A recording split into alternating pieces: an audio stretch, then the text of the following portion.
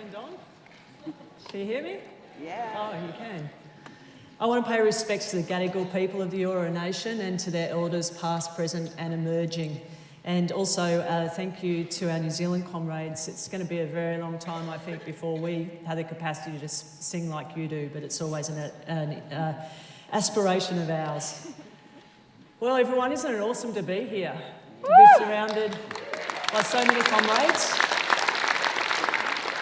Because it's not often we get a chance to get together to share our stories, our successes, our struggles and our failures.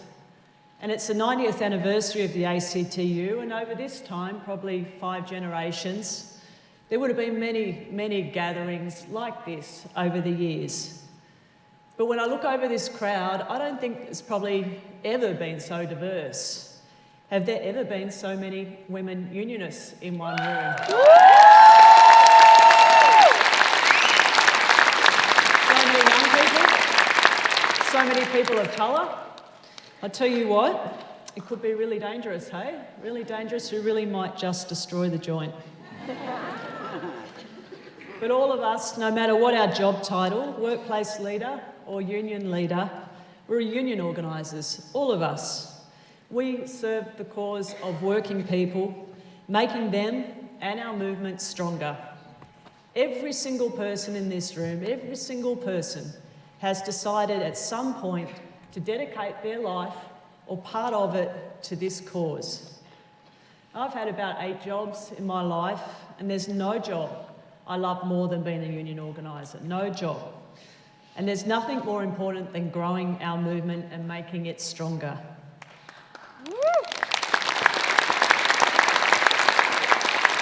I remember the very first union members I ever signed up was about 23 years ago and about 10 kilometres from where we are at the moment.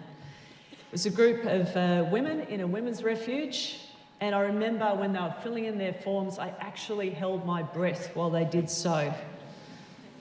Because signing up new members is always exciting, it's always fulfilling, knowing you've just added one more member to our great movement. And just two nights ago, I was in the Blue Mountains and I was talking to a group of unionists there, and a young woman came up to me and she said, "Sally, I heard you speak at the International Women's Day rally here in Sydney. And you told everyone they had to go and join their union." And that's what I did. I went and joined my union. And I was just as excited 2 nights ago as I was 23 years ago. Because seeing workers getting organised and witnessing them experience the power of that for the first time is a privilege. It's such a privilege, and it's something very special. Witnessing the very first moment that a group of workers decide to stick together and say no. It's such a powerful, such a small thing, sticking together and saying no. And it's not what those in power expect us to do. No, we will not comply with your unreasonable demand. No, our wages will not be cut. No, we will not put up with your bullying. No, you will not sack our workmates. No, we will not work in those unsafe conditions. No, you will not privatise our services. No, you will not sexually harass us. No, we will not work those long hours. No, we will not work at all.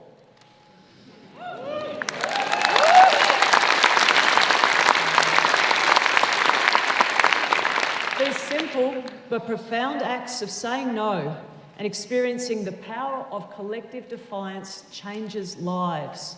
It changes what is normal. It changes what is acceptable. It changes us as individuals, it's changed our country, and it's changed the world. The Indigenous workers at Wave Hill, in the Pilbara, on Palm Island, said no to slave wages, to dispossession, to oppression. In 1891, shearers said no to pay cuts. In 1917, we said no to conscription and organised a national strike.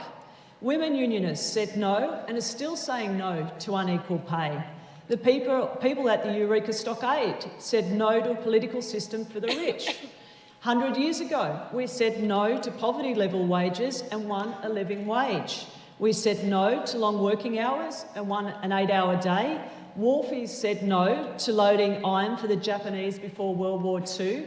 Tom MacDonald said no to working class people retiring in poverty. Unions said no to the destruction of the rocks and the botanical gardens just over the bay. We said no to individual contracts. We said no to work choices. In 1976, we organised a national strike when Malcolm Fraser tried to dismantle the then Medicare. We said no. When another Malcolm tried it on again, this time last year, we said no. We have said no to unjust laws throughout our history. And there's a lot of talk about disruption, technology disrupting things. But I tell you who the real disruptors are. We are. We're the disruptors. The trade union movement, through our organising.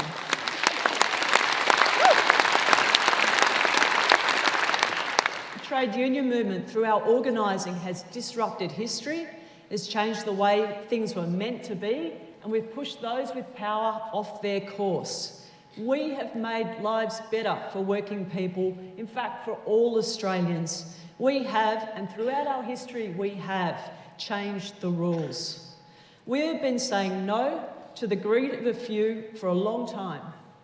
90 years ago, we were doing this, and comrades, once again, we are called to be the disruptors, to change the rules. This time in our history, it demands it of us. Working people need some disruption of the status quo, and we need to be the ones who bring it. And I have a story to tell you. It's a story about corporate greed today. Inequality is at a 70-year high. Wage growth hasn't been this low since records have been kept.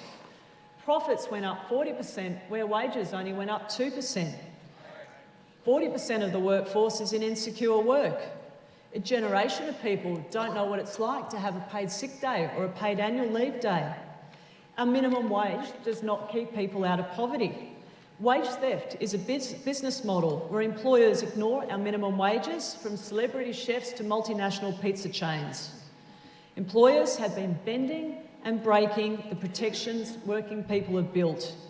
Wealth has gone to the 1%, along with the power that goes with it, and it's got worse since the GFC. The richest 1% in Australia owns more wealth than the bottom 70% of Australians combined.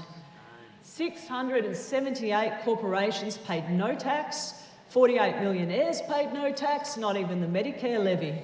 A small group of people now have too much power. The rules that were meant to protect our rights are now not strong enough.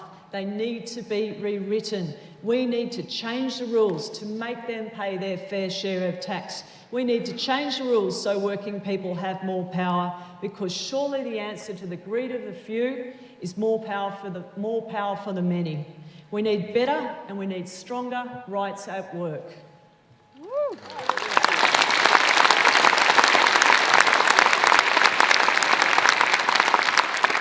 And the only way we will achieve this is by building a strong union movement, by people joining us and coming together to demand politicians change the rules and demand employers play by them. The pendulum can only swing back when our power is enough to balance theirs. Now, why am I telling you this story? I'm telling you this story because it's the story you need to tell. As organisers, we know it's our job to clearly and powerfully explain the issue. When enough people feel angry and feel strong enough about the issue, then we will be able to change the rules. And we must start where we're the strongest. That's with our members. And then move out to non-members, asking them to join us. And then reach out to the community and ask them to support us. So every single person here needs to tell the story of inequality, of power, and how a strong union movement changing the rules is the answer. Everyone needs to paint the big picture I've just painted. If every single one of us does this, alongside thousands and thousands of workplace leaders, we are doing what we need to do to build a powerful movement. Because if we want to build this movement, if we want to build a huge, booming voice of hundreds of thousands of Australians demanding our rules need to change, this is what we've got to do. And the second thing we need to do is this. We need to find the real-life stories of the rules being unfair or being broken and tell those stories. We all know the power of real-life stories, of real people in your workplaces and in your communities. We need to tell as many people as possible both the big story and the real-life ones that illustrate them. Just think about how the CUB dispute told the story of labour hire being used with an EBA signed by just a couple of workers to cut paying conditions. Employers using labour hire in this way is rife, but the CUB dispute brought it home to everyone. Find and tell these stories. Think about the story of the hotel cleaner, Margarita, who's going to lose $70 a week through penalty rates cuts. Find and tell the story of all the Margaritas. Think about the stories of wage theft that are rife in your community. Find and tell those stories. Think about all the examples of the out-of-control multinationals thugging working people through lockouts because they can and because of their greed. Tell these stories. Construction unions. Find and tell the stories of the ABCC and the Code. I remember the Ark Tribe story. I remember his story. And of the young people being dragged into interrogations. They were powerful. Tell the stories about your industries, in your community, of insecure work. Rolling contracts, years of being casual, of being told to go and get an ABN, the stress of working for a labour hire firm. Tell these stories because they resonate. For all of you who witnessed the shocking exploitation of temporary visa workers, tell these stories too. And when we tell these stories, we say we can change the rules to stop these occurring, because we are the ones who see how broken they are every single day. Every union has social media. You all have social media. You have smartphones, you have union meetings, you have community meetings. Our members in the community need to understand how broken the rules are, how weak and inadequate our rights at work are, in order to join with us in a movement that will demand change. Because change can happen. When we have built our unions and organised towards a common goal, we have achieved big change. When Tom and Audrey McDonald started out as young organisers 70 years ago, none of their members had secure work. None. No one had workers' compensation. No one had superannuation. Women didn't have equal pay. There was no Medicare. They were organisers at a time of penal laws when going on strike brought with it big fines plus jail terms. The press, the bosses, the powerful, in fact, many working people will say this is just the way things are. It's inevitable that jobs are insecure. Inevitable that some people will have more and others less. Inequality is inevitable, and working people should know their place because things will not change. But Tom and Audrey didn't accept that. They built movements to change the rules. They did it, and so can we. We need to be the people who will lead the building of this movement. We need to be the disruptors. Let's go out and tell the story of inequality, of broken rules, of hope. And remember, it's taken the right 30 years of union bashing and neoliberalism to take us where we are now. We will not win this overnight. And taking on the most powerful in our society will not be easy. But it wasn't easy for Tom or for Audrey. They didn't do it overnight. We all need to commit to fighting it in the long haul. We need to commit to taking things forward and building the foundation for the next generation of unionists who will be sitting here in this room. We want them to look back and say, on this spot, on the 26th of June, 2017, 1,000 unionists started the fight to change the rules. And that is a simple decision we need to make right now. Is it this day? Are we the people?